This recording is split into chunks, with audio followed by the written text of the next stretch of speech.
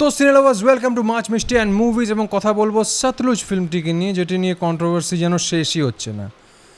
3-4 বছর সেন্সর বোর্ডের সাথে লড়াই করার পর সেন্সর বোর্ড ডিম্যান্ড করে যে এটার 100-র উপর কাটস দরকার, কিন্তু ডিরেক্টর রাজি না হয়। পরিশেষে ওই টড়াইয়ের পর ফিল্ম ফাইনালি রিলিজ হলো ZEE5 OTT-তে। কিন্তু এমা রিলিজের 48 ঘন্টার মধ্যে গভর্নমেন্ট সাথে সাথে ফিল্মটিকে রিমুভ করে দেয়। এবার প্রশ্ন হচ্ছে, কি আছে এমন স্টোরিতে যে গভর্নমেন্টের, কারেন্ট এনডিএ গভর্নমেন্টের এত ইরিটেশন, এত অস্বস্তি, এত অ্যাংজাইটি, এত টেনশন? গল্পটা কী নিয়ে চলুন ওটা একবার দেখে নেওয়া যাক। ফিল্মটির নাম আগে হওয়ার কথা ছিল পাঞ্জাব 95। তো পাঞ্জাবে 1995 সালে বিশাল মাত্রায় এক্সট্রা জুডিশিয়াল কিলিং হয় in the name of counter terrorism operation. সহজ ভাষায় প্রচুর মানুষকে মারা হয়, পুঁতে দেওয়া হয়, অনেকে মিসিং তো মিসিং, মানে ব্যাস ওদের খেলা শেষ হয়ে গেছে, তার মানে হাজার হাজার লোক মারা যায়। এবং আমি মনে করি কাউন্টার টেররিজম তো খুবই ভালো, কিন্তু ওর নামে তাই বলে তো ইনোসেন্টকে তো মারা যায় না। তো এই প্রবলেমটাই ফিল্ম দেখায়। এবার এই ঘটনাটিকে এক্সপোজ করে, আপনি বলতে পারেন ভিকটিমদের সাথে সিম্প্যাথাইজ করে, সব বুঝলাম। এবং ফিল্মটির যে মেন ক্যারেক্টার, যার পার্সপেক্টিভে বা যে একটি মুখ্য ভূমিকায় আছেন ফিল্মে, তিনি হলেন যশবন্ত সিং কালরা। এই যশবন্ত সিং কালরা চরিত্রে দিলজিৎ অভিনয় করেছেন।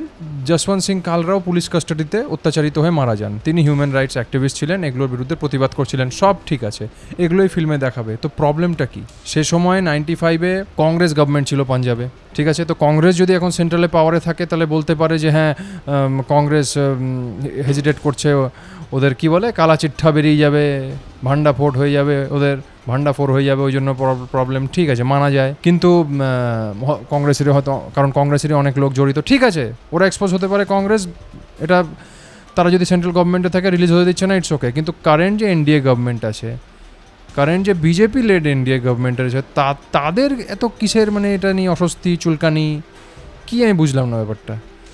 যে প্ল্যাটফর্ম থেকে সরিয়ে দেওয়া হচ্ছে 100-এর উপর কাটস, এমন তো এরকম তো ফিল্মে কি এরকম জোর করে দেখানো হয়েছে যে এই মানে অনেক সময় এরা ক্রিয়েটিভ লিবার্টির নামে এদের একটা পোকা কাটে, তো ডিস্টরশন করে।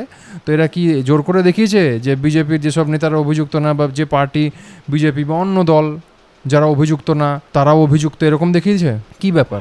মানে যারা দল ছাড়ুন, দল হোক, ইন্ডিভিজুয়াল হোক, যারা অভিযুক্ত না তারাও জোর করে ফিল্মে অভিযুক্ত, এটা কি ফিল্মে দেখিয়েছে? নাকি খালিস্তান মুভমেন্টকে সিম্প্যাথাইজ করেছে? অনেকে আছে যে ওই যারা মরছে, এটাই তো এদের স্টাইল, যারা মরছে ইনোসেন্টরা, তাদেরকে তো সিম্প্যাথাইজ করছে, করাই উচিত, এক্সপোজ করছে এই ঘটনাটা। ওই তাহলে খালিস্তান মুভমেন্টকে ওটা সিম্প্যাথাইজ করে দিচ্ছি, এরকম করছে কি আমি জানি না, আমি জাস্ট ভাবছি বিভিন্ন ডাইমেনশানে।